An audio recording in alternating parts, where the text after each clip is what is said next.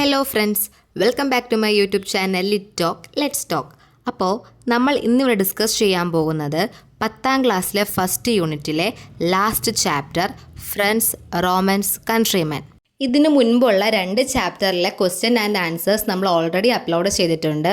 So ചാപ്റ്ററിലേക്ക് പോകുന്നതിന് മുമ്പ് എക്സാം റിലേറ്റ് ചെയ്തൊരു കാര്യം ഞാൻ നിങ്ങളോട് പറയാം. കേൾക്കാൻ ഇഷ്ടമുള്ള കൂട്ടുകാർക്കൊക്കെ കേൾക്കാം, ഇല്ലാത്തവർക്ക് സ്കിപ്പ് ചെയ്തിട്ട് ക്വസ്റ്റ്യനും പോയിൻറ്സും ഒക്കെ കേൾക്കാം. കഴിഞ്ഞ ചാപ്റ്ററിൻ്റെ വീഡിയോ ചെയ്തപ്പോൾ ഞാൻ അതിലൊരു കാര്യം മെൻഷൻ ചെയ്തിരുന്നു. അതായത് നമ്മൾ ഈ വീഡിയോയിൽ കാണുന്ന പോലെ ഒരിക്കലും ക്വസ്റ്റ്യൻ ആൻസർ എന്നുള്ള മാതൃകയിൽ ഇംഗ്ലീഷ് ക്വസ്റ്റ്യൻ പേപ്പറിൽ ഡയറക്റ്റ് ചോദ്യങ്ങൾ ഉണ്ടാവില്ല. പകരം നിങ്ങൾക്ക് ലോങ് എസ്സേസ് അല്ലെങ്കിൽ 4 മാർക്കിൻ്റെ ചോദ്യങ്ങൾ തുടങ്ങിയവയിൽ ഇത്തരം പോയിൻറ്സുകൾ വളരെയധികം ഹെൽപ്ഫുൾ ആവും. പൊതുവേ ലാംഗ്വേജ് എക്സാമിന് നമുക്ക് സമയം തീരെ കിട്ടാറില്ല അല്ലേ? ഇതിന് മെയിൻ കാരണം എന്തെന്ന് വെച്ചാൽ ഇംഗ്ലീഷ് ആയാലും മലയാളമായാലും എന്ത് ക്വസ്റ്റ്യൻ ആണോ ചോദിക്കുന്നത് ആ ക്വസ്റ്റ്യൻ അപ് ടു ആയിരിക്കണം ആൻസർ. ഒരു ചോദ്യം ചോദിക്കുമ്പോൾ ഒരു സ്റ്റോറി ഫുൾ എഴുതി വെക്കുമ്പോഴാണ് നമ്മുടെ ടൈം അവിടെ വേസ്റ്റ് ആവുന്നത്. ലോങ് എസ്സേസ് അറ്റൻഡ് ചെയ്യുമ്പോൾ ഇതേപോലെയുള്ള ഇമ്പോർട്ടൻറ്റ് പോയിൻറ്സുകൾ നമ്മൾ അണ്ടർലൈൻ ചെയ്ത് പോവുക. പിന്നത്തേക്ക് മാറ്റി വെച്ച് കഴിഞ്ഞാൽ അതിനുള്ള ടൈം നമുക്കുണ്ടാവില്ല. തന്നെയുമല്ല, ഒരു സ്റ്റോറി ഫുൾ എഴുതി വെക്കാതെ ആ ക്വസ്റ്റ്യനിൽ എന്താണോ ചോദിച്ചിരിക്കുന്നത് അതിൻ്റെ ഉത്തരം മാത്രം എഴുതാൻ ശ്രമിക്കുക. ഇങ്ങനെ ഹൈലൈറ്റ് ചെയ്യുന്നത് കൊണ്ട് നിങ്ങളുടെ കറക്റ്റ് മാർക്ക് അച്ചീവ് ചെയ്യാനും കഴിയും. എന്നാൽ ചോദിക്കും, ഈ സെൻറ്റൻസ് മാത്രം അണ്ടർലൈൻ ചെയ്ത് കഴിഞ്ഞാൽ മാർക്ക് കിട്ടുമെന്ന്. ഒരിക്കലുമില്ല. അത്യാവശ്യം ലാംഗ്വേജും ഗ്രാമറും നമ്മൾ അറിഞ്ഞിരുന്നേ പറ്റൂ. നമ്മൾ എഴുതുന്ന ആൻസേഴ്സിനകത്തിൽ ക്വാളിറ്റി ഉള്ള പോയിൻറ്സ് ഉണ്ടെന്ന് നോക്കുന്ന ടീച്ചർമാർക്ക് അറിയണം. അതിന് വേണ്ടിയിട്ടാണ് ഈ ഒരു ക്വസ്റ്റ്യൻ ആൻഡ് ആൻസേഴ്സ് വീഡിയോ ചെയ്യുന്നത്. നമ്മുടെ ചാപ്റ്ററിലെ ചില ഇമ്പോർട്ടൻ്റ് ആയിട്ടുള്ള പോയിൻറ്സുകളാണ് ഇതിൽ ഷെയർ ചെയ്യുന്നത്. അപ്പോൾ നമുക്കിനി ചാപ്റ്ററിലേക്ക് പോവാം. First question, who delivers the speech friends, Romans, countrymen? Friends, Romans, countrymen എന്ന് തുടങ്ങുന്ന ഈ പ്രസംഗം ആരാണ് പറയുന്നത്? ആരാ? Mark Antony. Second question, why does Antony say, I come to bury Caesar, not to praise him? അതായത്, ഞാൻ സീസറിനെ അടക്കം ചെയ്യാനാണ് വന്നിരിക്കുന്നത്, പ്രശംസിക്കാനല്ല എന്ന് ആൻ്റണി പറയാൻ കാരണം എന്താണ്?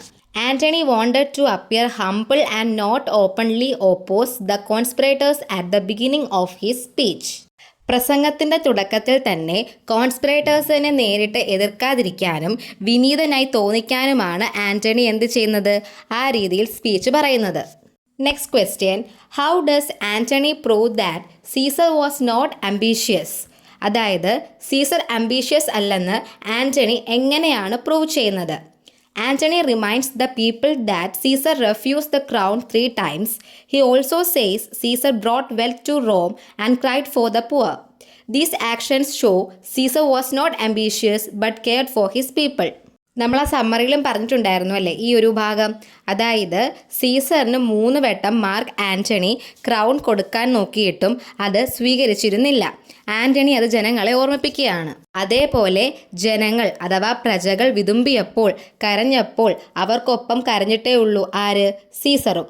ഇതെല്ലാം സീസർ ഒരു അംബീഷ്യസ് ആയിട്ടുള്ള ആളല്ല എന്നും ജനങ്ങളെ സ്നേഹിക്കുന്ന ഒരാളാണെന്നും അവരോട് തെളിയിച്ചു കൊടുക്കുന്നു അഥവാ ഓർമ്മപ്പെടുത്തുന്നു. Next question, what effect did Antony's speech have on the people? ആൻ്റണിയുടെ സ്പീച്ച് ജനങ്ങളിൽ എന്ത് മാറ്റമാണ് ഉണ്ടാക്കിയത്? At first the people were with Brutus, but Antony's speech slowly turned them against the conspirators. The people became angry and revolted, causing civil war in Rome. അതായത്, ആദ്യം ജനങ്ങൾ ആർക്കൊപ്പമായിരുന്നു? ബ്രൂട്ടസിനൊപ്പമായിരുന്നു. ബ്രൂട്ടസിൻ്റെ സ്പീച്ചിലൂടെ ആൾക്കാർ എന്ത് ചെയ്തിരുന്നു? സീസറിനെ തെറ്റിദ്ധരിക്കപ്പെട്ടിരുന്നു. പക്ഷേ ആൻ്റണിയുടെ പ്രസംഗം അവരെ കോൺസ്പിറേറ്റേഴ്സിനെതിരെ തിരിച്ചു. കാര്യങ്ങൾ റിയലൈസ് ചെയ്യുകയും അവർക്കെതിരെ, അതായത് കോൺസ്പിറേറ്റേഴ്സിനെതിരെ യുദ്ധം പുറപ്പെടുവിക്കുകയും ചെയ്യുന്നു. നെക്സ്റ്റ് ക്വസ്റ്റ്യൻ വളരെ പ്രധാനപ്പെട്ടതാണ്. Antony's speech is a great example of the power of words. Discuss. ആൻ്റണിയുടെ പ്രസംഗം വാക്കുകളുടെ ശക്തിയുടെ മികച്ച ഉദാഹരണമാണ്. അതിനെപ്പറ്റി വിശദീകരിക്കുക. Mark Antony's funeral oration is a masterpiece of rhetoric. He begins humbly, saying he comes to bury Caesar, not to praise him. Without directly accusing the conspirators, he uses irony to question their claim that Caesar was ambitious. He recalls Caesar's good deed and shows the will which left wealth to the people. He also displays Caesar's wounds to arouse pity and anger.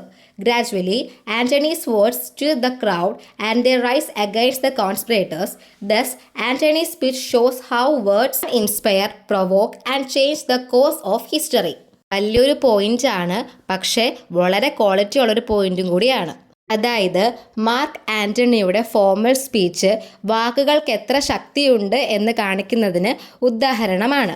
ആദ്യം തന്നെ ബ്രൂട്ടസിനോട് അനുവാദം ചോദിച്ച് speech പറയാൻ start ചെയ്യുകയും ഒപ്പം സീസറിനെ പ്രശംസിക്കാനല്ല മറിച്ച് അടക്കം ചെയ്യാനാണ് വന്നതെന്നും പറയുന്നു. അതേപോലെ സ്റ്റാർട്ടിങ്ങിൽ കോൺസ്പിറേറ്റേഴ്സിനെ നേരിട്ട് കുറ്റപ്പെടുത്താതെ പരിഹാസം കൊണ്ട് അവരാരാണെന്ന് ജനങ്ങളെ അറിയിച്ചു കൊടുക്കുന്നു. ഒപ്പം സീസർ ചെയ്ത നല്ല കാര്യങ്ങളെ കൂടി എന്ത് ചെയ്യുന്നു? ആൻ്റണിയുടെ സ്പീച്ചിലൂടെ വാക്കുകളിലൂടെ ജനങ്ങളുടെ മനസ്സിലേക്ക് എത്തിക്കുന്നു. ബ്രൂട്ടസിൻ്റെ സ്പീച്ചിലൂടെ സീസറിനെ തെറ്റിദ്ധരിക്കപ്പെട്ട പ്രജകൾ അഥവാ ജനങ്ങൾ മാർക്ക് ആൻ്റണിയുടെ സ്പീച്ചിലൂടെ അദ്ദേഹത്തിൻ്റെ വാക്കുകളിലൂടെ സീസറിനെ പൂർണ്ണമായും മനസ്സിലാക്കുകയും കോൺസ്പിറേറ്റേഴ്സിനെതിരെ യുദ്ധം ചെയ്യാൻ പുറപ്പെടുകയും ചെയ്യുന്നു. ആൻ്റണിയുടെ വാക്കിൻ്റെ ശക്തി എത്രയുണ്ടെന്ന് നമുക്ക് ഇതിലൂടെ എന്ത് ചെയ്യാൻ പറ്റും? മനസ്സിലാക്കാൻ പറ്റും. ഒരു കാര്യം കൂടെ പറഞ്ഞോട്ടെ, നമ്മളൊരു ചാപ്റ്റർ വായിക്കുമ്പോൾ അല്ലെ പഠിക്കുമ്പോൾ നമ്മൾ തന്നെ തിങ്ക് ചെയ്യുക ആ ചാപ്റ്ററിൽ നിന്ന് എന്തെല്ലാം ചോദ്യങ്ങൾ വരാമെന്ന്.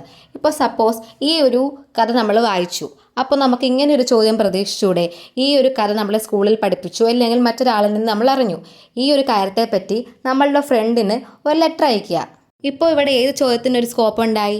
ലെറ്ററിനൊരു സ്കോപ്പ് ഉണ്ടായി.